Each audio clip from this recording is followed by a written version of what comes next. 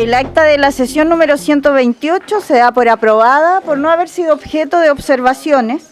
El acta de la sesión número 129 queda a disposición de la comisión.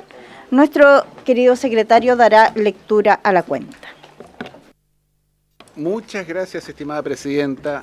Muy buenas tardes, estimadas diputadas, señores diputados, queridos invitados.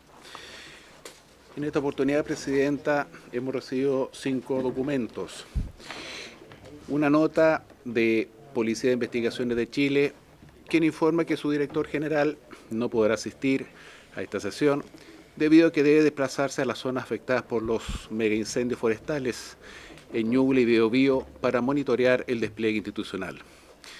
En su reemplazo, y dada la relevancia de esta sesión, asistirán altas autoridades de la institución, incluyendo la subdirectora de Inteligencia, el subdirector de Ciencias y Análisis Criminal y otros jefes nacionales que están en la minuta, señora presidenta. Un segundo documento es de la Fundación Chilena para la Discapacidad, mediante el cual presenta un análisis del grado de cumplimiento de la Convención sobre los Derechos de las Personas con Discapacidad en Chile, concluyendo que, pese a avances normativos relevantes, persisten aún brechas estructurales de gobernanza, accesibilidad, participación y monitoreo. Señala que el país se encuentra en una etapa declarativa más que transformadora, requiriendo coordinación intersectorial, datos desagregados, accesibilidad universal y participación vinculante de las organizaciones de personas con discapacidad. Adjunta un informe detallado del semáforo de cumplimiento. En tercer lugar, presidente, una nota de la bancada Frente Amplio Independiente, quien comunica el reemplazo de la diputada Carolina Marzán por la diputada Marta González durante esta sesión. Otra del Comité Republicano, por la que informa que el diputado Álvaro Carter reemplazará a la diputada Catalina del Real. Y finalmente, presidente, una nota del ministro del Trabajo, quien se excusa de asistir a esta sesión por encontrarse en discusión en el Senado el proyecto de reajuste del sector público, pero señala que concurrirá en su representación el subsecretario de Previsión Social, don Claudio Reyes, y llegó un reemplazo al momento. Y estamos eventualmente esperando un reemplazo de la diputada Carla Morales, presidente, a esta sesión. Apenas llegue yo se la comunico. Y sería toda la cuenta. Muchas gracias. Entonces damos la palabra sobre la cuenta. No hay. ¿Palabra varios? Yo en varios quiero hacer 2 solicitudes. Una en particular que tiene que ver con hacer mención de un proyecto que cayó en nuestra comisión a solicitud de la sala, el boletín 16.159-07, donde la diputada Riquelme hizo la solicitud a nuestra comisión para poner este boletín en discusión. Así es que para tomar acuerdo y ponerlo entre los proyectos para iniciar discusión. Eso lo habíamos conversado, pero creo que igual es importante recabar acuerdo. ¿Sí? ¿De qué tema es? Es de priorización de las personas mayores. Es un proyecto de ley de la diputada Bulnes. ¿Qué pasó a Constitución? De Constitución lo mandaron a esta comisión. Exactamente.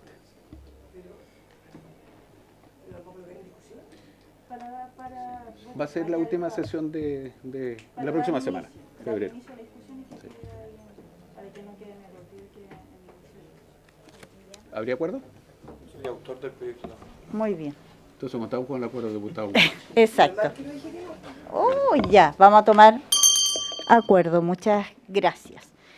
En otro punto es solicitar a la ministra de Salud, porque entiendo que respecto al programa Más Ama, el decreto exento aún no se ha formalizado y está a la espera. Así es que eso es complejo, sobre todo para esta comisión. Hacemos desde ya una solicitud formal, pero también un oficio para que la ministra Aguilera nos pueda responder y pueda enviar esta a la brevedad. ¿Les parece? ¿Sí? Oficiamos. Sí, adelante, diputada Morales. Sí. Perdón. No se preocupe. Bueno, primero saludar a todos los invitados a la comisión, saludar por supuesto a mis colegas. Quiero pedir a la comisión, nosotros hemos enviado varios oficios y quiero saber cuántos oficios de lo que hemos enviado se han respondido, porque nosotros creemos que hacemos el oficio y que vamos a tener una respuesta y no siempre se responde, entonces me gustaría saber, porque este tema ya lo venimos levantando hace mucho rato y me parece que la ministra hoy día está como enlace en Biobío, de la región que yo represento, y en donde están los incendios, entonces difícilmente vamos a poder tener una respuesta a lo mejor a través del oficio si no nos han respondido los anteriores. Entonces por eso le pregunto, como para poder agilizar y poder dar respuesta pronto a las personas que nos preguntan a diario en nuestros distritos.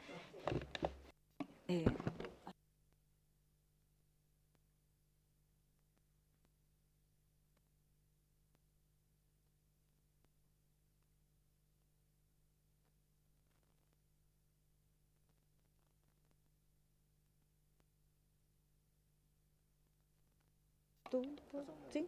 Ya, vamos a pedirle la palabra al secretario. Presidente, la consulta sobre los oficios no respondidos por el tema Mahama, ¿cierto? Solamente voy a hacer dos comentarios. Uno,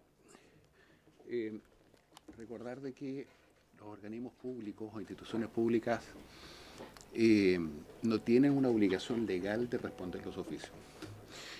Usualmente la costumbre es que lo respondan, generalmente se tolera 30 días. Después de eso usualmente pedimos cuenta. Pero llegó hace unos 8 meses un oficio de la Contraloría General de la República hacia la Cámara, diciendo de que ellos podían tomar una suerte de tutela por los oficios no respondidos. Así que nosotros ya esto lo hemos hecho en la Comisión de Derechos Humanos y con resultados muy buenos. Pero significa en el fondo mandar una nota a la Contraloría General de la República generando un reclamo y solicitando la aplicación de eventuales sanciones constitucionales a aquellos que no respondan. Esas son las consecuencias. Yo lo pongo en consideración de la comisión, si la comisión lo acuerda, yo lo hago en ese contexto y puedo despachar un oficio a la Contraloría.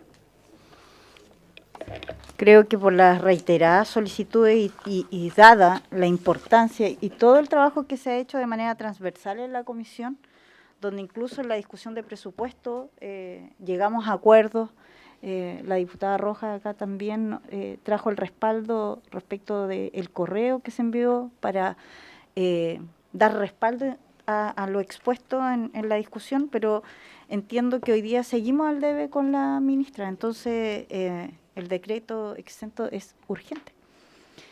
Si no tenemos respuesta, y tampoco cada vez que citamos a la ministra ha asistido a esta comisión, entonces creo que no nos queda otra opción de enviar una solicitud a la Contraloría para que se respondan los oficios, que han sido bastantes durante mucho tiempo.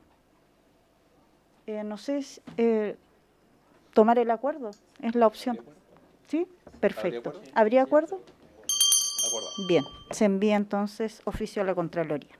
Muchas gracias. Si no tenemos otro punto vario, vamos a dar inicio al primer punto. Quiero agradecer esta asistencia tan concurrida de parte de todos de ustedes y cada uno.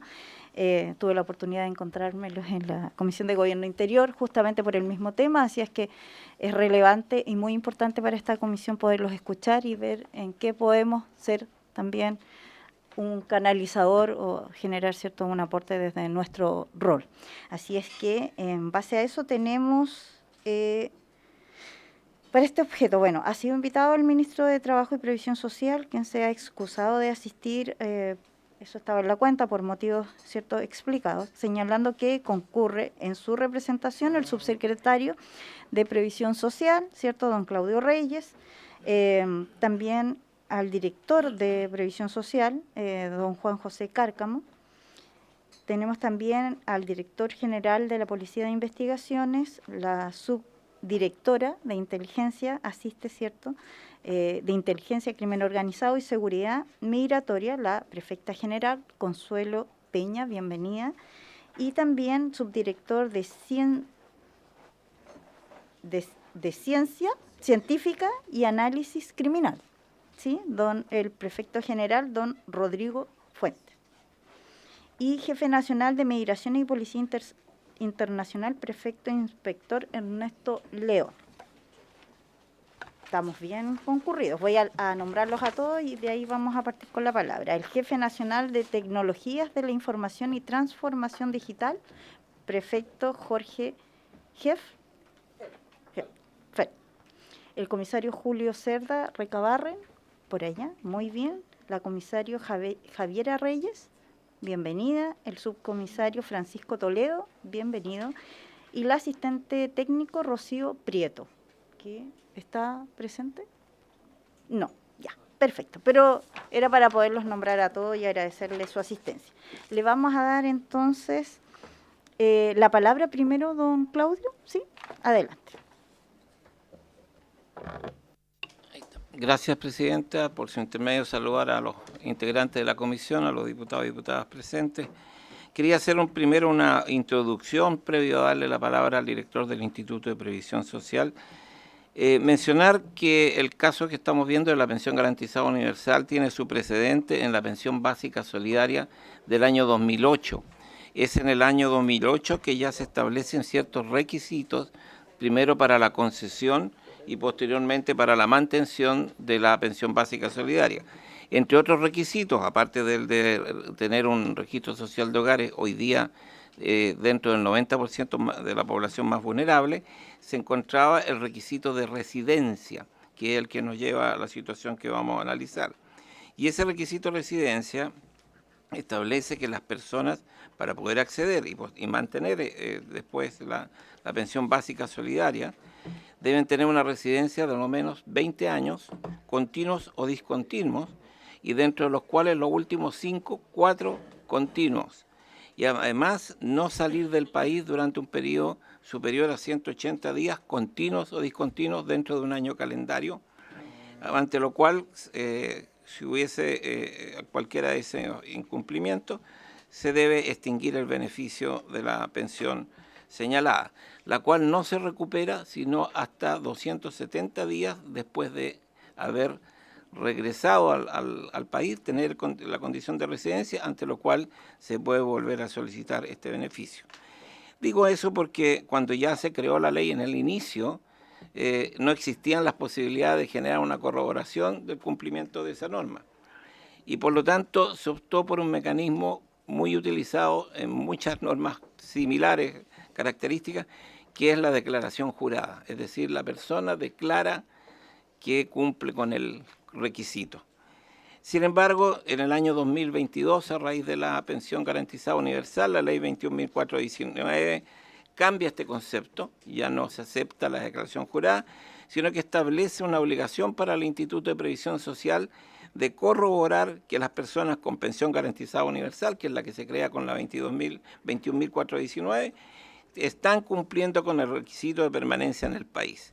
Y al mismo tiempo le establece al propio Instituto de Previsión Social, a través de un reglamento de la ley y de una norma de carácter general emitida por la Superintendencia de Pensiones, que el Instituto debe realizar una revisión anual del cumplimiento de los requisitos vigentes a todas las pensiones que tuviesen una antigüedad superior a 3 años, y que esa revisión debe ser de carácter general.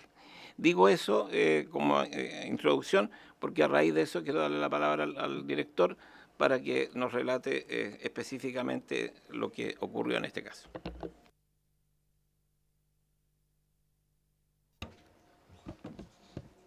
Buenas tardes, Presidenta, saludarla a usted y por su intermedio a los honorables diputados y diputadas que forman parte de esta comisión.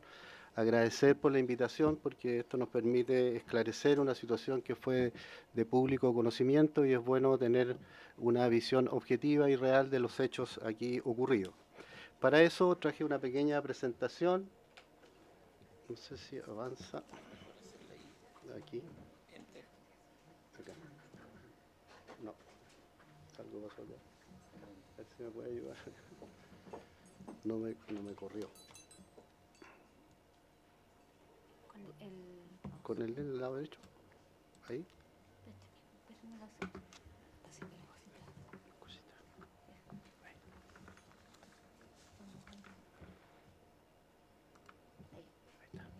Ahí voy corriendo. Ya, listo. Sí, mejor. Y así yo le voy diciendo nomás. Va, más práctico. Bien. Como contexto general, quisiera contarles que el Instituto de Previsión Social administra, esto significa concede y paga, diversos beneficios de previsión social y de seguridad social que son bastante relevantes para la población chilena. Además, tenemos a cargo todo lo que significa lo que es la cobranza previsional y también recaudación de cotizaciones previsionales, y del mismo modo estamos a cargo de la red de atención Chile Atiende, que tiene convenio con 32 instituciones del Estado y es como una suerte de ventanilla única que atiende distintas prestaciones de los servicios públicos. Hoy día estamos dando orientación e información de 2.500 trámites diferentes en nuestras distintas plataformas de atención. Por lo tanto, el Instituto de Previsión Social tiene a su cargo estas 5 áreas estratégicas. La primera de ellas está vinculada con la concesión y mantención de beneficios de la previsión social y la seguridad social. Estamos hablando de que el Instituto concede anualmente alrededor de 750.000 beneficios al año. Por otro lado, en materia de pago, nosotros actualmente ya estamos superando los 4 millones de pagos de beneficios mensuales que hacemos de distintas prestaciones y que además incorpora los 2,2 millones de PGU que se pagan mensualmente. En materia de recaudación, nosotros recaudamos 11.000 millones de pesos al año respecto de aquellos empleadores que cotizan todavía por trabajadores que se quedaron en alguna caja de previsión, que no fueron a un administrador de fondo de pensiones, y también ya estamos recaudando desde el mes de agosto del año pasado alrededor de 70.000 millones de pesos por concepto del seguro social correspondiente al 0,9% que es de cargo del empleador. En materia de orientación y atención a la ciudadanía, este es uno de los servicios que más público atiende a nivel nacional y hoy día estamos ya interactuando con 230 millones de personas al año, preferentemente a través de la página web de Chile Atiende, que es la tercera página más visitada en todo Chile. Tenemos atenciones de 5,5 millones de atenciones presenciales en una red de 202 sucursales del IPS Chile Atiende y atendemos 3,2 millones de personas, sobre todo a través del call center, el 101. Cada vez que sale una política pública, las personas llaman al 101 y también hemos incorporado una sucursal virtual que lo creamos en pandemia, nos ha dado muy buen resultado y también tenemos atención a través de redes sociales y en estos últimos días hemos creado también a raíz de la reforma un chatbot que también va a permitir interactuar con la ciudadanía. Finalmente, en materia de administración del Seguro Social Previsional, esto ya está en marcha. Ya llevamos en la actualidad 287.000 millones de pesos recaudados por el concepto del Seguro Social. También logramos en septiembre pagar de manera exitosa todos los beneficios a los mayores de 82 años que tienen PGU y también a todos los que tienen otro beneficio del Pilar Solidario, completando una cantidad de 767.000 personas que vieron mejorados sus ingresos en el mes de septiembre. Y en este mes de enero estamos pagando los beneficios vinculados con el Seguro Social referidos a años cotizados y la compensación por expectativa de vida, que corresponde a un total de 1.372.000 beneficiarios que al día de hoy ya hemos pagado el 90% de estos beneficios y los vamos a completar en los próximos días. Esto se los cuento un poquito para dimensionar la envergadura de los macroprocesos que hace habitualmente el Instituto mes a mes para cumplir con los distintos desafíos que tenemos hacia la comunidad. En materia de PGU, contarles que, por ejemplo, en enero del 2023 nosotros teníamos 1.790.000 beneficiarios y esto ha ido creciendo. Nosotros estamos concediendo alrededor de 20.000 PGU por año y en la actualidad ya llevamos 2.244.000 beneficiarios. Respecto de cómo se accede a la PGU, algo ya señaló el subsecretario, esto se hace vía solicitud. La PGU, recordar que no es un beneficio automático, sino que se debe solicitar, la persona tiene que solicitar el beneficio. ¿Cómo lo hace? Lo hace a través de distintos canales, lo puede hacer a través de las municipalidades, en la área de desarrollo social, lo puede hacer también a través de alguna sucursal de Chile Atiende, lo puede hacer en la FP, en las compañías de seguro, y muchas personas hoy día lo hacen online a través de la página de Chile Atiende.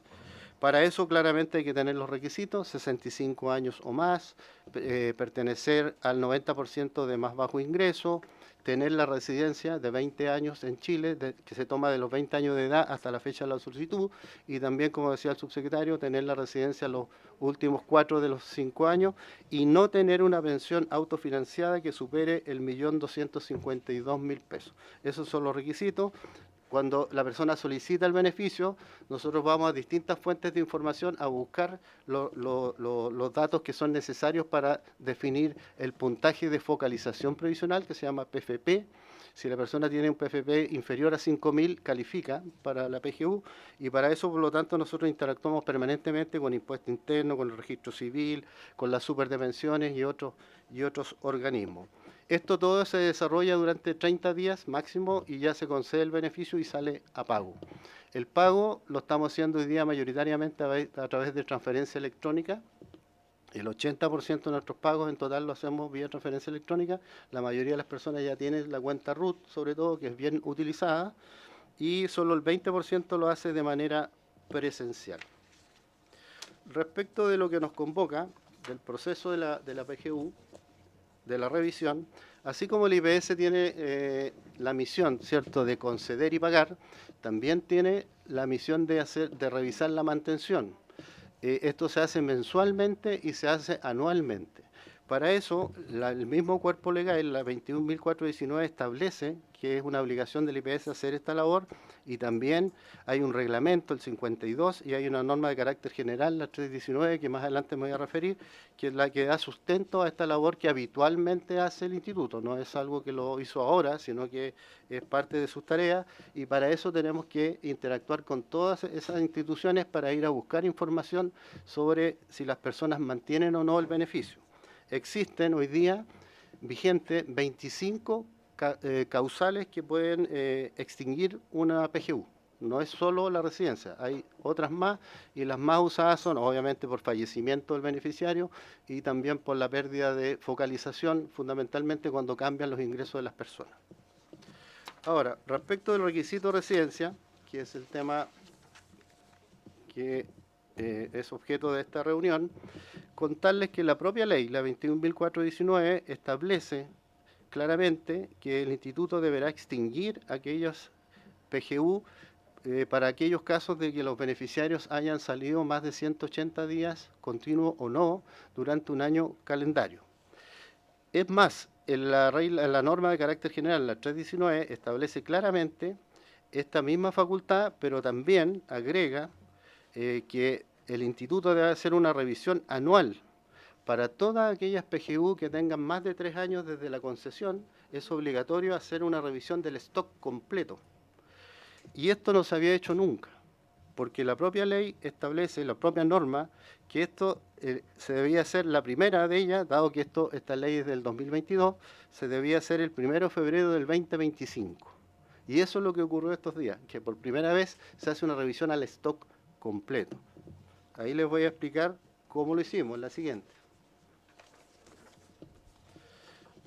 El reglamento de la PGU, el número 52, establece claramente que con el objeto de acreditar el cumplimiento del requisito de residencia, que establece la letra C del artículo 10 de la ley 21.419, el Instituto de Previsión Social requerirá a la Policía de Investigaciones de Chile la información que ésta registre de los eventuales beneficiarios sobre entradas y salidas del territorio de la República, sin perjuicio de lo anterior.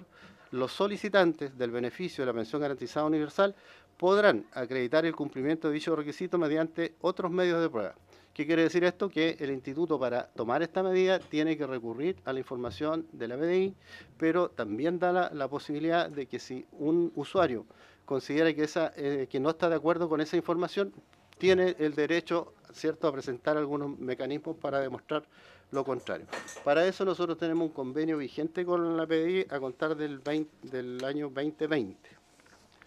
Respecto de lo que ocurrió y que fue de público conocimiento, fue lo siguiente: dado la normativa que señalé, la 319, nosotros teníamos que en enero del 2025 solicitar a la PDI la información de más de 2 millones de beneficiarios de PGU y saber si durante el 2024 esas personas o algunas de esas personas se ausentaron más de 180 días del territorio. Eso se pidió, se reiteró, lo trabajamos juntos, en agosto armamos una comisión incluso, personalmente visité al director nacional de la PDI y por distintas razones esto demoró y llegó en noviembre la información y por lo tanto nosotros solo teníamos el mes de diciembre para poder notificar y poder extinguir a contar de enero y cumplir con la normativa, porque obviamente nosotros estamos supervisados tanto por la Superintendencia de Pensiones como también por la Contraloría General de la República. Y en ese sentido, lo que se hizo es enviar cartas a 7.293 beneficiarios de PGU, porque por ahí en algunos medios se hablaban de 13.000. Eso no es efectivo. Son 7.293 cartas de PGU que fueron enviadas y que obviamente, de acuerdo a la información que teníamos, estarían no cumpliendo ese beneficio. De esas notificaciones, nosotros hemos recibido formalmente 78 reclamos, ¿ya? Pero dado que, por todo lo que salió en la prensa, por la información también de algunos parlamentarios y, en fin, de distintas fuentes que nos llegó, claramente se percibía que había una situación de que muchas personas efectivamente aparentemente no habían entrado en esta falta y por lo tanto lo que decidimos rápidamente en la misma semana suspender esta medida y hicimos lo que viene a continuación, que es dejar sin efecto esta extinción. Esto lo supimos el martes 13 y al día siguiente ya se eliminó, digamos, la suspensión. Se notificó a todas las personas de que hagan caso omiso de la carta, que no tenía ninguna repercusión, y habilitamos inmediatamente el pago y pagamos todos estos beneficios el día viernes 16 de enero. Se pagó completamente a todo el mundo y por ahora estamos y ya hemos hecho reuniones con la Superintendencia de Pensiones y también ya tenemos un acuerdo con la PDI para fortalecer este mecanismo de verificación, para replantear esta normativa, porque era la primera vez que se hacía de manera masiva y dado estos resultados, que indudablemente dentro de los 7.000 casos también debe haber casos que personas que no cumplan, pero en vista de que habían personas que injustamente se le estaba extinguiendo el beneficio, se decidió revertir esto de manera muy ágil. Por lo tanto, ¿en qué estamos ahora? Vamos a replantear este procedimiento. Esto lo tenemos que hacer con la autorización de la superintendencia. El IPS no tiene facultades para replantear el procedimiento por sí solo. O sea, nosotros hasta ahora lo que teníamos que hacer es lo que le acabo de relatar, ¿ah? Hacer este chequeo anual a todo el stock y dentro del año calendario teníamos que notificar y extinguir. Bueno, ahora lo que vamos a hacer es un doble chequeo, en este caso, pero también estamos pidiendo autorización para que una vez que la PDI nos informe, por ejemplo, que una persona se ausentó el año pasado todo el segundo semestre, nosotros podamos chequear con otras bases de datos para ver si la persona estuvo o no en el país. Por ejemplo, con el Ministerio de Salud, para ver si la persona tuvo una atención de salud, fue vacunada, por ejemplo, si participó en CERVEL en algún acto eleccionario y fue a votar. Entonces eso demostraría que la persona estuvo acá y no está en falta. Exactamente, eso es lo que estamos pidiendo como autorización. Y estamos pidiendo también ampliar los plazos y no hacer tan drástica la medida, sino que darle un tiempo de al menos 3 meses a la persona para que pueda comprobar si estuvo o no en el país, etcétera, dado, digamos, que son personas de avanzada edad y personas también con problemas de salud, etcétera, y dar las facilidades para que esto pueda ocurrir en un tiempo razonable. Y también estamos pidiendo que el plazo empieza a correr desde que la PDI nos hace entrega de la información. A partir de eso empiecen estos plazos y no estemos como ahora, tan a final de año, presionados por cumplir con la normativa. Entonces, perdón, solo para que quede claro, ¿se lo están pidiendo a quién? A la Superintendencia de Pensiones. Sí, sí. Y en ese trabajo vamos a estar en los próximos meses. Por ahora esto quedó suspendida la medida. Esperamos de aquí en un plazo razonable de unos 30 días, a 60 días poder tener este nuevo procedimiento y poder nuevamente revisar estos casos, porque también hay que cumplir con la normativa, pero obviamente sin vulnerar los derechos y sin generarle un daño a aquellas personas que no tienen este problema y que injustamente se les pudiera extinguir un beneficio que le asiste. Eso, presidente. Perfecto, muchas gracias. Vamos a escuchar antes de dar la palabra o alguien quiere hacer alguna... ¿No? Ya, perfecto. Vamos a darle entonces la palabra... ¿dónde está? Consuelo. Sí, a la prefecta general. Sí, adelante. Muchas gracias, presidenta. Por su intermedio, saludar a la mesa, honorables diputados y diputadas. Primero, señalar que mi director manda sus excusas para todo y cada uno de ustedes, pues está en este minuto en la región del Biobío, acompañando a los colegas allá que están desarrollando trabajo, así es que espero representar como corresponde. Quiero comentarles de que efectivamente nuestra institución a partir del año 2020 tiene un convenio el cual entrega información al IPS respecto de las solicitudes que se realizan. Esa información desde el año 2020 no superaba las 100.000 personas al año. Pero el año recién pasado, como bien lo manifestaba el director, esa solicitud aumentó a 2 millones de personas. Eso significa una descarga masiva de datos desde el sistema de migraciones que nosotros tenemos en registros. Para que ustedes hagan una idea de la magnitud de datos, esas 2 millones de personas significan una cifra mayor a 11 millones de viajes, de movimientos migratorios, ¿ya? Nosotros sabemos de que nuestros sistemas efectivamente pueden tener errores y les voy a graficar a continuación en qué pueden consistir esos errores. En las consultas uno a uno o en las consultas hasta los datos que se nos estaban pidiendo en años anteriores, el protocolo que nosotros tenemos nos permitía chequear la posibilidad de alguna persona que no correspondiera el viaje que está asignado. Eso lo podemos hacer en consulta uno a uno directamente con el país de destino, por ejemplo, dado los convenios que tenemos con el resto de países de la región principalmente y en el extranjero, en otros países. Esta descarga a nosotros nos significó darnos cuenta de que ese margen de error que nos supera el 0,08 más o menos del total, pudiera significar un problema grave para quienes eran, en este caso, los usuarios o los afectados. Lo que llevó al director a tomar contacto inmediato y a dar las instrucciones para que nosotros generáramos inmediatamente canales de trabajo y en caso de que se presentaran consultas directamente con nosotros respecto de las dudas que pudieran tener con los viajes. Y también a generar las mesas de trabajo directamente con el IPS para poder solucionarlo.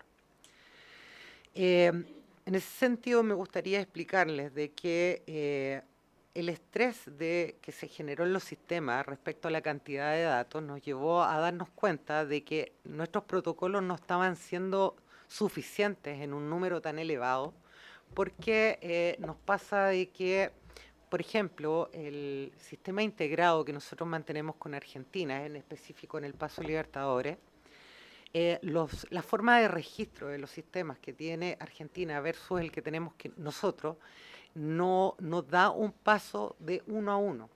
Nos llega a través de descarga de datos semanal, por ejemplo, y eso significa que nosotros los reconvertimos para ingresarlos a los sistemas nuestros. Y la mayoría de los registros errados ha sido por sobreescritura o algún problema de sistema, que es el que se nos ha ido presentando. Ahora, la intención nuestra como institución es, por supuesto, tener los datos más concretos y más certeros que nos permitan generar el protocolo de consulta independiente, pero que sea más sencillo de detectar, por supuesto.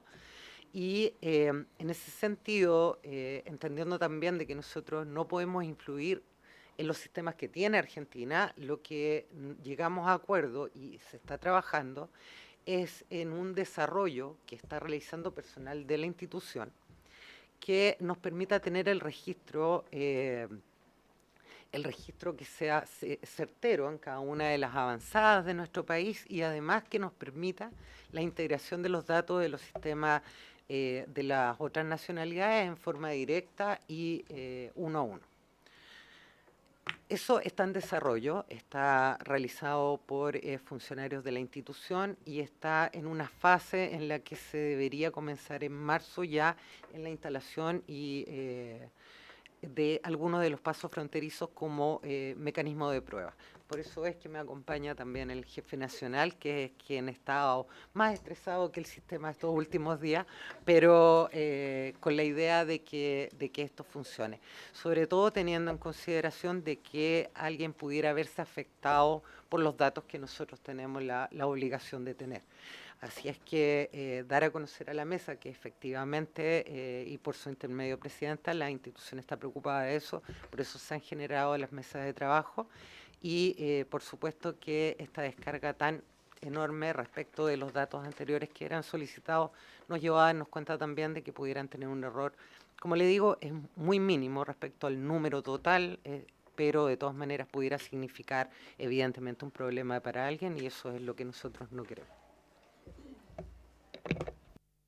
¿Alguien quiere tomar la palabra? ¿No? Vamos a dar la palabra a los diputados. Diputada Rojas. Sí, Presidenta, gracias. Saludar a quienes nos acompañan esta tarde. A mí me queda bastante clara la información que dan y en definitiva creo que ayuda bastante que el director del IPS haya puesto la fecha, que quede claro que de acuerdo a un cumplimiento de la ley con los instructivos internos que hay, se da cumplimiento a esta fecha del 2025. Sin embargo, hay un punto que me gustaría como particularmente esclarecer, porque con el instructivo el IPS le solicita la información a la PDI señala que da la cantidad, porque solo en 2025 hubo que evaluar a más de 2 millones de personas, no antes, sino que la ley establece que ese era el periodo que había que hacerlo. Entonces, tengo más dudas respecto del futuro que de la situación que ya ocurrió, porque además se tomó una decisión rápida, lamentablemente esto afectó a personas, de hecho por eso es nuestra preocupación como comisión y tuvimos ahí algunos intercambios en ese sentido. A nosotros nos preocupa porque si hubiese una persona afectada, igual a nosotros nos tiene que preocupar como representantes. Entonces, mi duda es como de los 2 millones que se analizan, luego son 7.000 las personas notificadas.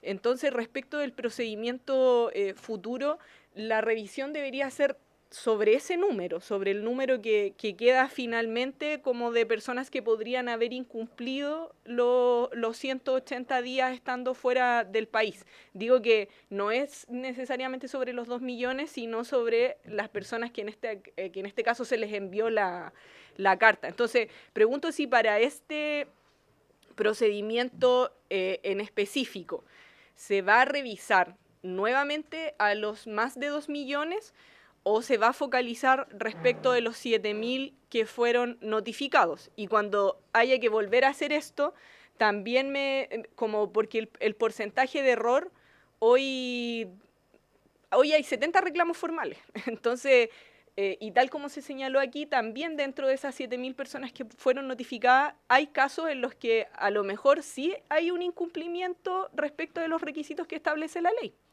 Y hoy no sabemos si eso es mayoritario o no. Entonces, me queda la duda, en definitiva, respecto del análisis que se haga, porque yo creo que se tomó la medida que correspondía, pero además lo que se ha hecho hasta acá es en el marco del cumplimiento de la ley, hay que considerar a la superintendencia, hay que considerar a la Contraloría, entonces se ha hecho todo apegado, pese a que eso sí ha tenido una afectación con personas, pero me preocupa en definitiva cómo va a ser el nuevo procedimiento y en este caso específico de algo que mandataba la ley para 2025, sobre qué se hace la revisión. Porque quizás el cruce podría ser sobre esos 7.000 con MinSal y el CERVEL, que eran otros organismos que se mencionaban, o si la PDI evalúa también que hay que revisar los 2 millones de nuevo. Entonces, lo pregunto más bien porque, insisto, hay personas que podrían estar incumpliendo y podrían haber salido sobre este requisito en específico, porque además también queda muy claro en la exposición que hacía el director del IPS, y de acuerdo a la ley son más los requisitos que hay que cumplir. Pero sobre este se detectó que se generaba una inconsistencia, que hubo 70 reclamos formales, que quizás son más, pero hasta ahora son 70 los reclamos formales en la institución, pero igual hay que cumplir la ley. Entonces ese es el punto respecto de la masa que finalmente se termina revisando y la visión por su intermedio, presidenta, que tiene la PDI respecto del total y el margen de error, porque nos da un porcentaje, pero en definitiva como cuál es la fiabilidad que se puede tener de eso y cómo evalúan ustedes como institución también respecto de que sean otras instituciones las que se sumen al instructivo en términos de que se pueda corroborar. Al tiro le doy la palabra, diputado Trisotti, solo en el punto de la diputada Rojas, y pensando justamente en eso, es que cuando se vaya a solicitar nuevamente la revisión, es que si es, por ejemplo, en un año más, necesariamente ya no van a ser ni los 7 millones, los 7.000, ni los 2 millones, porque va a haber gente nueva que va a ingresar y esa sí hay que volverla a chequear. Entonces, me sumo a la duda con esa inquietud. Diputado Trisotti. Muchas gracias, presidente. Es muy similar sobre el punto. A ver, yo tengo varias interrogantes. En primer lugar, el IPS manifiesta que de acuerdo a la normativa legal vigente, solicita la información en enero del año 2025. Y la respuesta de parte de la PDI, dadas las problemáticas existentes, fue recién en noviembre. Mi primera pregunta es si en el intertanto de tiempo, entre enero y noviembre, no hubo comunicación alguna para poder tratar de resolver por vía alternativa esta problemática, número uno. En segundo lugar, de las 13.000 que se informa la prensa, acá me ha quedado claro que son 7.293 y que solo hubo 78 reclamos formales. Por lo tanto, uno podría presumir que los otros 7.100 estaba bien aplicado. Y ahí viene mi segunda o tercera pregunta.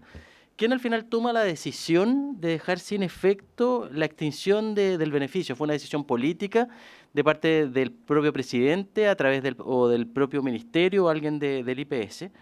Respecto de que aquí tiene que haber un cumplimiento de la ley. O sea, yo podría presumir de que acá hay mucha gente que está recibiendo la pensión garantizada universal no cumpliendo con los requisitos y que derechamente el Estado, a través de una decisión que no sé quién toma, podría estarse configurando un pago sin una fuente legal y que podríamos estar hablando de muchos millones de dólares. Por lo tanto, quiero que ese punto se nos aclare en esta mesa.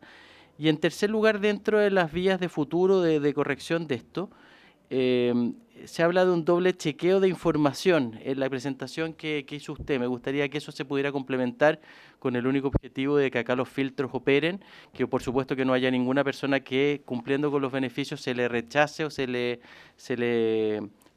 no se le entregue el beneficio, pero que también existan los controles necesarios para poder asegurar la buena utilización de los recursos públicos y que cada una persona que, incumpliendo los requisitos, deliberadamente y en virtud de una decisión política, se le termina pagando igualmente con un grave detrimento patrimonial. Gracias, presidente. Gracias, diputado Trisotti. Me sumo a la inquietud en el sentido de que, claro, efectivamente, seguro que de todo este grupo puede ser un número minoritario, obviamente, que bajo este punto efectivamente esté incumpliendo y le corresponda la extinción, digamos, de este beneficio. Claro, ahí la pregunta sería, ¿qué va a pasar cuando eso se corrobore? ¿Esa persona que recibió el beneficio por más tiempo tendrá que devolverla? ¿O cuando eso se corrobore, desde ahí en adelante efectivamente ese beneficio se extingue? Y respecto a lo que dijeron desde el IPS, que se entiende, digamos, respecto de cómo canalizar de mejor manera, dar de baja de alguna manera este beneficio, en el sentido de que se hace el envío de la notificación, cuando ustedes estaban dando ejemplo de cómo hacerlo para mejorar. Entonces quizás es cuando reciben la información, enviar la carta de notificación, que esa persona, antes de que se extinga el beneficio, esa persona va a tener un tiempo X para poder ir a decir, efectivamente, yo sí cumplo, o no va a ir a reclamar porque efectivamente es como dice la carta, y luego de eso por un tiempo X que tendrá 30 días o 60, desde ahí entonces el beneficio va a ser extinguido porque no hubo apelación. Quizá esa también pudiera ser una propuesta. Lo digo pensando en las ideas o las gestiones que ustedes estaban haciendo. Me sumo solo a ese punto. Les doy la palabra para que cada uno pueda responder de acuerdo a las inquietudes. No sé si hay más palabras. Ya, perfecto. Gracias, presidenta. Bueno, vamos a responder a la diputada Rojas. Lo primero que tenemos que hacer acá es resolver esta situación porque como se aplicó por primera vez en el año 2025 respecto de las salidas del país del 2024, se detectó este grupo de personas que aparentemente no estarían cumpliendo, pero dada la situación y dado esta suspensión temporal de esta medida, lo que vamos a hacer en un tiempo acotado, replantear el procedimiento para hacerlo un poquito más, digamos, con doble chequeo, y no significa que no lo vamos a aplicar. O sea, por ahora se repuso, pero una vez que tengamos el nuevo procedimiento, se tiene que aplicar a las personas que están involucradas en este primer chequeo. Pero la ley inmediatamente nos obliga a hacer otro chequeo este año, correspondiente a las nuevas personas general de stock, porque esto de stock se tiene que hacer todos los años. Y se va a hacer para las personas que ahora ya cumplieron 3 años también de antigüedad en la concesión del beneficio.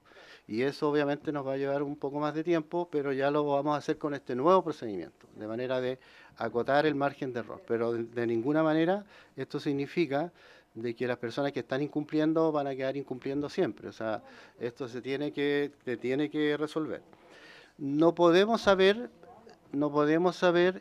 si los 78 reclamos son los únicos que eventualmente estaría mal extinguido, ¿ah? Porque es relativo. Aquí estamos hablando de un segmento de personas mayores que no todos tienen la posibilidad de reclamar, no todos se enteraron, no todos recibieron la carta tampoco, porque el nivel de carta también de la recepción tenemos que todavía verificar de las 7.000 cartas que mandamos cuántas realmente fueron recibidas. Entonces, todavía es como prematuro poder decir cuál es el margen de error eventual que hubiera. Por eso que tenemos que ir un poquito más a la fineza de esto.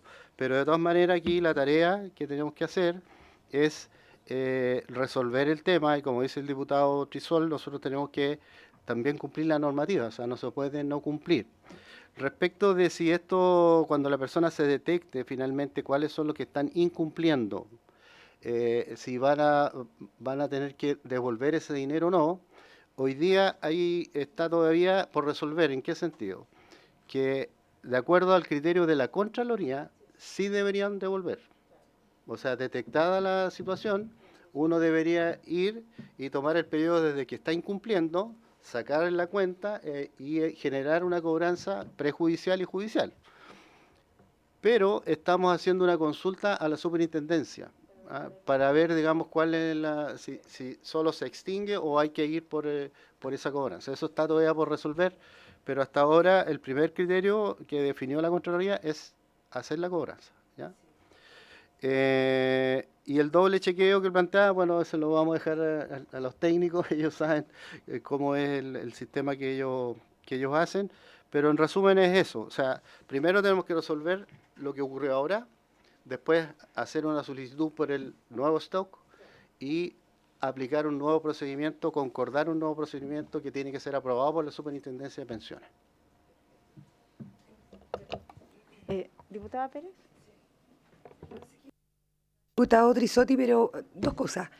Bueno, a mí me parece que las personas que en definitiva incumplieron y se les canceló, obviamente yo estoy de acuerdo con la Contraloría, que tienen que devolver los recursos, porque si están incumpliendo la ley, o sea, no me parece, no cuestionaría, digamos, la decisión de la Contraloría, partiendo por eso. Y segundo, la decisión, ¿quién tomó la decisión de anular todos? Eso no escuché la respuesta.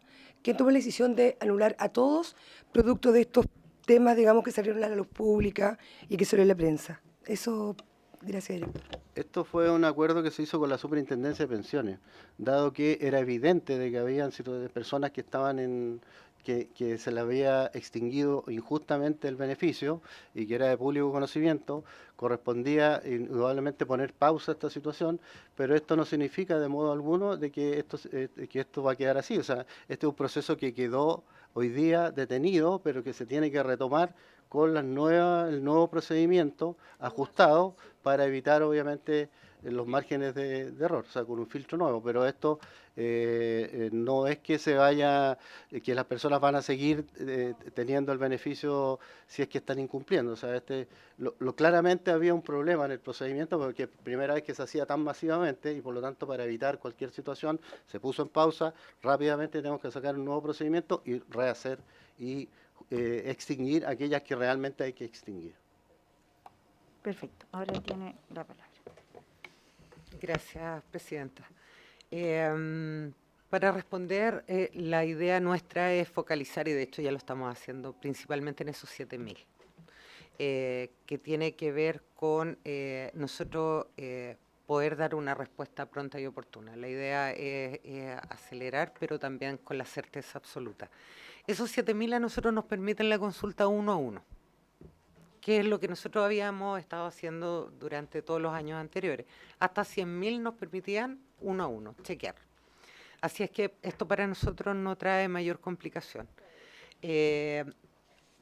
Ahora, lo que usted preguntaba respecto de esos 2 millones, para nosotros también es interesante poder hacer un chequeo de esos 2 millones, porque nos va a permitir actualizar y focalizar la forma en la que nosotros estamos realizando los protocolos de revisión. Hasta estas consultas masivas nosotros teníamos y tenemos un protocolo de revisión que evidentemente en este caso no nos sirvió, no nos permitió. Es muy bajo la cantidad que pudiera ser el margen de error, entonces no nos dio la posibilidad de visualizarla. Entonces, una vez que se visualiza, obviamente se toman todas las medidas y también buscando que nadie saliera afectado con los registros que nosotros tenemos. Ahora, respecto del 2025, que también era parte de la consulta, efectivamente nosotros ya estamos levantando la información. No es algo que sea rápido, por eso es la demora. Y durante el año, no es la única institución que a nosotros nos pide información masiva, ya como para que lo tengan en cuenta. La idea nuestra con el desarrollo que se está realizando también es poder interoperar con las instituciones que así lo requieren y que están autorizadas también de poder acceder a esa información. Está en curso eso. Y lo otro que me gustaría también, por su intermedio, Presidenta, es dejar o poder comentarles de que nosotros, además de todo esto, tenemos la posibilidad de generar certificados de viaje para quienes, independiente de que se les notifique después, sientan de que no corresponde los datos que se están entregando, lo pueden solicitar directamente en Policía Internacional. No estoy hablando solo de la región metropolitana, esto a nivel nacional. Está dispuesto el personal que puede realizar ese certificado para que sea presentado en las instituciones que así lo requieran en razón de sus beneficios o también para lo que corresponde, por ejemplo, a Migraciones, Contraloría, CERVEL incluso respecto de las votaciones anteriores. Diputado. Espera. ¿Sí? Diputada Roja y después el diputado Beltrán. Sí, lo mío es insisto, creo que la información queda bastante clara, la cronología de los hechos, y también quiero explicitar que la preocupación nuestra es porque efectivamente si hay un caso en donde se detecta la inconsistencia y a una persona que es beneficiaria de la PGU se le extingue el beneficio sin que en definitiva se cumpla alguno de los requisitos de la ley, evidentemente es la preocupación que tenemos como comisión porque estamos hablando además de personas mayores, entonces se genera una situación bien compleja. Y comparto con el diputado Trizoti que en definitiva si alguien no cumple también tiene que operar en definitiva lo que dice la ley actualmente, no solo para este requisito sino para todos los demás requisito. Yo quería solicitar, Presidenta, por supuesto con acuerdo de la Comisión y por su intermedio, que cuando se haga este doble chequeo pudiéramos conocer el resultado en términos de los números, cuántos de estos 7.000 efectivamente sí se ratifica y cuántos no. Creo que sería importante que pudiéramos conocerlo para tener una magnitud también, porque como esto va a haber que hacerlo todos los años, conocer una magnitud de aquello. Y lo segundo es que cuando esté el nuevo procedimiento ratificado por la superintendencia, que es quien tiene que visarlo, también poder conocerlo. Creo que es bien interesante lo que usted mencionaba en términos de que quizá una primera notificación pueda ser respecto de que se habría incumplido en condicional y dar un plazo para que las personas efectivamente puedan hacer o no una reclamación. Entonces, creo que sería importante también poder conocer ese procedimiento teniendo las consideraciones que acá hemos señalado, por ejemplo, aquella, es decir, que los beneficiarios y los usuarios pudieran tener un margen de una notificación que la notificación no es inmediata sobre la extinción, sino que da un margen para que efectivamente esto pueda reclamarse. Y creo que así debería ser con todos los requisitos de la ley, de manera de no generar esta situación en donde hay personas que podrían verse afectadas sin haber incumplido. Entonces, hago esas dos solicitudes, Presidenta, así que la Comisión lo tiene a bien. Hacemos entonces la solicitud formal para que cuando ustedes ya tengan esta información, esta nueva fórmula, protocolo, digamos, de cómo van a notificar y también usted el avance en la fórmula, no se nos pueda informar. ¿Le parece? Y el resultado, eso, ¿le parece? Vamos a enviarle formalmente la solicitud. Muchas gracias. Diputado Beltrán.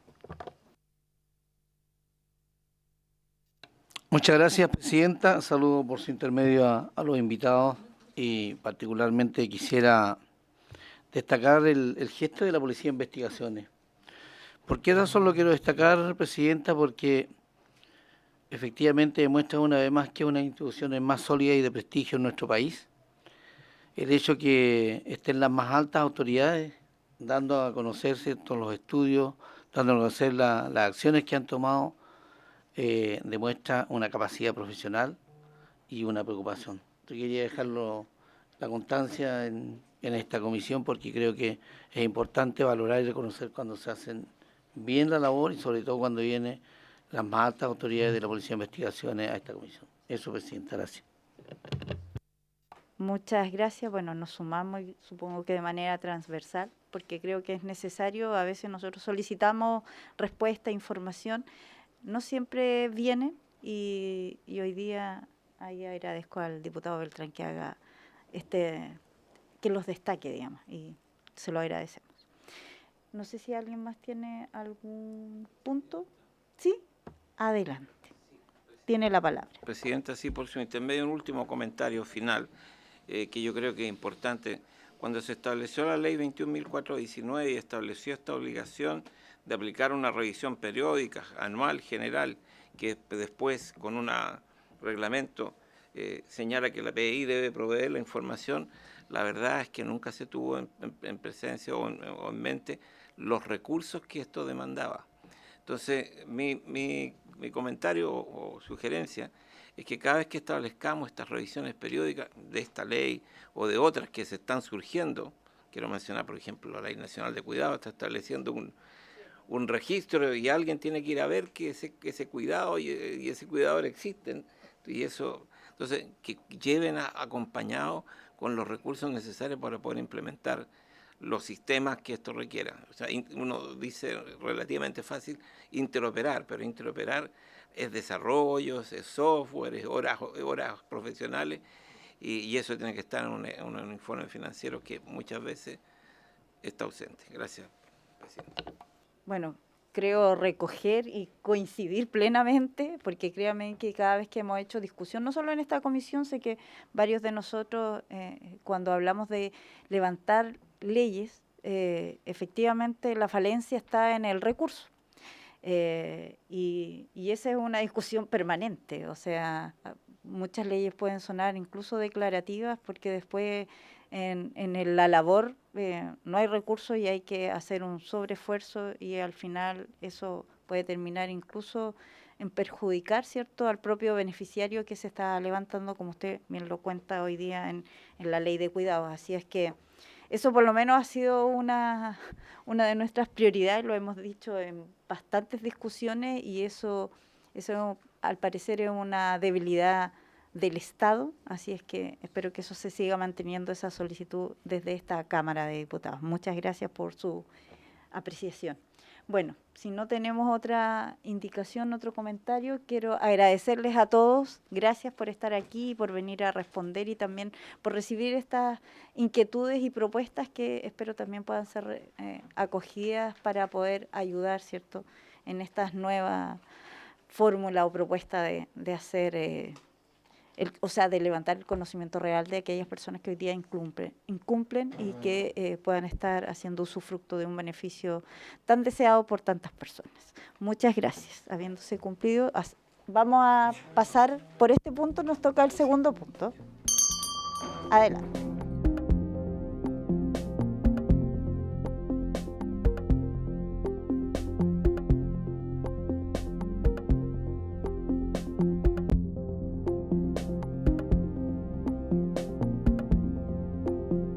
Vamos a proseguir entonces. El segundo punto es conocer los resultados del estudio que analiza el cumplimiento de la Convención sobre los Derechos de las Personas con Discapacidad en Chile hasta el 2025, identificando avances y desafíos del Estado.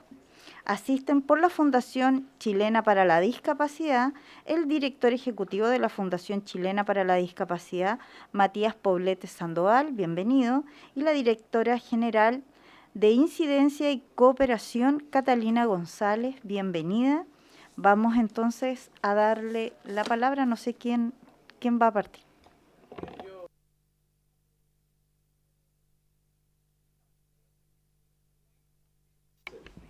Sí. Muchas gracias, presidenta. Saludar a todos los honorables diputadas y diputados que hoy día están en esta comisión. Contarles que, bueno, nosotros como Fundación Chilena para la Discapacidad somos una institución que ya hace 19 años que trabajamos en el ámbito de la inclusión. Esta fundación nace de mi propia experiencia como persona en situación de discapacidad cuando yo tenía 18 años de edad. Por lo tanto, la mitad de mi vida hasta aquí la he dedicado al trabajo en la sociedad civil y particularmente en este ámbito. Nosotros hace bastante tiempo que contamos con un observatorio de derechos para conocer el avance en materia de política pública o en beneficio de las personas en situación de discapacidad. Y en ese contexto es que para poder generar una información que sea más concreta y que permita una información más accesible, en esta oportunidad publicamos un estudio en base a una metodología de semáforo que da cuenta cómo el Estado chileno ha ido cumpliendo en materia de los compromisos internacionales respecto de la Convención de los Derechos de las Personas con Discapacidad, que como ustedes sabrán, en Chile se materializa en base a la ley 20.422. Este estudio para ustedes y para el Congreso, ¿cierto?, es un insumo relevante que puede servir para construir una agenda legislativa en materia de discapacidad, teniendo presente en un marco, ¿cierto?, de compromisos internacionales cuáles son las prioridades que debiesen tomarse de acuerdo a lo que esta convención determina y también, obviamente, a las necesidades que tienen las propias personas en situación de discapacidad. Para conocer este estudio, Catalina González, directora de Incidencia y Cooperación, va a dar cuenta de los resultados y luego yo voy a seguir comentando al respecto. Muy bien. No, de nuevo. Ahí sí. Bien, muchas gracias, Matías. Muchas gracias, presidenta, diputados, por el espacio. Como bien comentaba Matías, nosotros como fundación contamos con un observatorio de derechos de las personas con discapacidad y a partir de ese observatorio nosotros pudimos realizar este estudio que tiene como metodología un análisis de todas las políticas, planes, programas y la cobertura que tienen dichos programas a nivel nacional asociados a la discapacidad. ¿Ya? Esto lo hicimos por medio de solicitudes de información pública, por medio en el marco de la Ley de Transparencia chilena, en donde fuimos solicitando los distintos servicios e información asociada a cada uno de los artículos de la Convención y fuimos analizando por separado cada uno de los artículos. ¿Ya? Bueno, aquí como comentaba, nosotros quisimos establecer estos resultados que si bien están en la página del observatorio como un estudio propiamente tal, también se encuentran como un semáforo, pensando también en la idea de que sea más accesible la información para todas las personas en situación de discapacidad y más comprensible. Y así establecimos el semáforo de color verde, que son los artículos que hoy día en nuestro país está en pleno cumplimiento, color amarillo, que son los artículos que nuestro país todavía está parcialmente cumplido, está en proceso, ¿cierto? Y color rojo, los que todavía hay nulo avance asociado a cada uno de los artículos y en el margen de lo que establece la Convención. En el color verde, cumplido 100%, nos encontramos con 4 artículos. ¿Ya? El artículo 5, igualdad y no discriminación, derecho a la vida, libertad de desplazamiento y nacionalidad y respeto a la privacidad. ¿Ya? Estos artículos se cumplen, por ejemplo, el de la nacionalidad por medio de una cédula de identidad, es decir, no hay mayor esfuerzo del Estado para que se puedan cumplir estos artículos asociados a los derechos de las personas con discapacidad. En el color amarillo, se encuentran la mayoría de los artículos. ¿Ya? Aquí tenemos artículos asociados a niñez, accesibilidad, a la justicia, situaciones de riesgo y a distintos ámbitos en los que, si bien se levantan algunas iniciativas, estas iniciativas no están completamente en el marco de lo que establece la Convención. Por ejemplo, en accesibilidad tenemos una normativa, ¿cierto?, que establece el DSD-50, ¿cierto?, que nos establece normas de accesibilidad en las infraestructuras y en las construcciones, pero que hoy día 100% no está implementado. Sin embargo, sí hay avances en la accesibilidad a la información, ¿ya? La misma Comisión de Transparencia, ¿cierto?, el mismo proceso de solicitud de ley de transparencia es un proceso que está de forma accesible y que se ha preocupado también de establecer protocolos para generar procesos accesibles a todas las personas. Hoy día el ámbito de situaciones de riesgo y emergencias humanitarias, que hoy día por las emergencias, ¿cierto?, que tenemos en el sur, viene en la palestra. Lamentablemente se han podido evidenciar protocolos asociados a el trabajo con personas con discapacidad. Sin embargo, esto no es socializado y no es a nivel general adoptado a nivel nacional, ¿ya? Son protocolos que existen, pero que no están siendo socializados como se debería. En términos de tortura, por ejemplo, hoy día Gendarmería declara existir todavía brechas en la atención y en el cuidado, ¿cierto?, de personas que se encuentran privadas de libertad, que tienen discapacidad versus quienes no tienen discapacidad, ya que hay todavía situaciones de tortura al interior de las cárceles, ¿ya? Por ejemplo, también el derecho a vivir de forma independiente, que también es un derecho que está parcialmente cumplido, ya que nadie, si bien declara contar con programas para la vida independiente, como por ejemplo el TBI, el FONAPIS, que son fondos que son concursables. Entonces no están adecuados a lo que establece la Convención, que tiene que ser de manera universal. ¿Ya? Son concursables y pueden acceder lamentablemente un grupo muy reducido de personas. Lo mismo con educación, con salud, trabajo y empleo. Hoy día tenemos una legislación robusta en términos de inclusión laboral, pero lamentablemente hoy día todavía tenemos incumplimiento de las empresas, escasa fiscalización, ¿cierto? Que ha imposibilitado también la plena inclusión laboral y que también se asocia mucho con la educación. Ya hoy día lamentablemente las personas con discapacidad no tienen el mismo acceso a educación superior, por ejemplo, o a educación media, ya que el sistema de educación especial es distinto al de educación regular, ¿cierto? Y eso también imposibilita que las empresas puedan contar con personas calificadas para ingresar a puestos de trabajo, ¿ya? Y bueno, en el color rojo ya podemos ver ya los últimos artículos que se encuentran sin cumplir, ya con nulo cumplimiento. Y estos, bueno, el primero es mujeres con discapacidad. Ya nosotros, bueno, cuando consultamos a Cernamed y a Senadis, ellos nos indican que efectivamente existe un convenio de colaboración entre ambas instituciones, pero este convenio de colaboración se reduce a transferencia técnica, ¿ya? Es decir, no se enmarca dentro de lo que pide la convención, que es que existan políticas, programas permanentes y específicos para mujeres y niñas con discapacidad. Es decir, no hay ninguna acción asociada directamente a lo que establece la convención.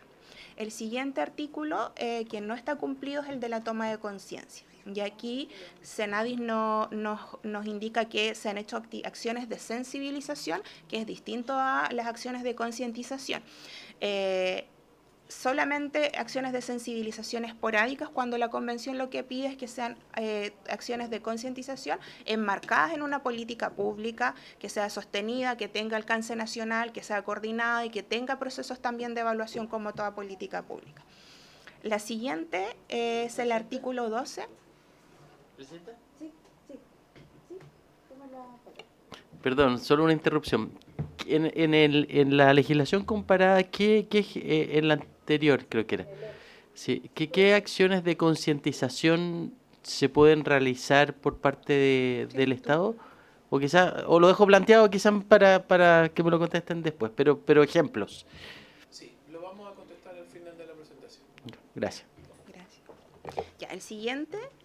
El artículo 2, igual reconocimiento como persona ante la ley. Aquí, bueno, nosotros como país todavía mantenemos el régimen de interdicción. Senadis indica que se han ingresado algunas propuestas de ley que están estancadas y que van en miras a avanzar hacia implementar este sistema de apoyos y de salvaguardas para el ejercicio de la capacidad jurídica de las personas con discapacidad, pero lamentablemente hoy día todavía contamos con este régimen, entonces este artículo está no cumplido completamente. Y finalmente el artículo 32 de cooperación internacional, ya si bien se han declarado algunas capacitaciones a organismos de cooperación internacional asociados a la discapacidad, no hay proyectos de financiamiento específico para las personas con discapacidad. Por último, como a nivel global, podemos establecer que existe un 14% de artículos que no son cumplidos, ya que son 4, un 14% de artículos que están cumplidos, que son 4 también, y un 72% de artículos que se encuentran parcialmente cumplidos. Es decir, tenemos un porcentaje global de cumplimiento de la Convención desde el 2008 a la fecha de un 14%. Eso a grandes rasgos es nuestro estudio que pueden también encontrar en la página del observatorio. Muchas gracias. Muchas gracias. Vamos a tener, ustedes nos dejan el link para poder tener acceso y la presentación la van a compartir. ¿Ya? Sí. Matías, ¿tú te vas a referir a la... Sí, me voy a referir a la consulta. Le puedes prender. Sí, no se preocupe. Ya, me voy a referir a la consulta y agregar que... nosotros como fundación tenemos una mirada bastante propositiva, ¿ya? Respecto de estos resultados, nosotros vamos a trabajar en propuestas que permitan contribuir a una mejor política pública, mejores normativas en materia de inclusión de personas con discapacidad. Luego de eso, decir que la principal conclusión que podemos sacar de este estudio es que tenemos buenas normativas, pero tenemos escaso cumplimiento por la falta de fiscalización y la falta de conocimiento de las propias normativas por parte de la sociedad en su conjunto, ¿ya? Tenemos que decir que, por ejemplo, el decreto 50, ¿cierto? Y sus modificaciones están vigentes desde el año 2016, y la ley de inclusión laboral vigente desde el año 2018.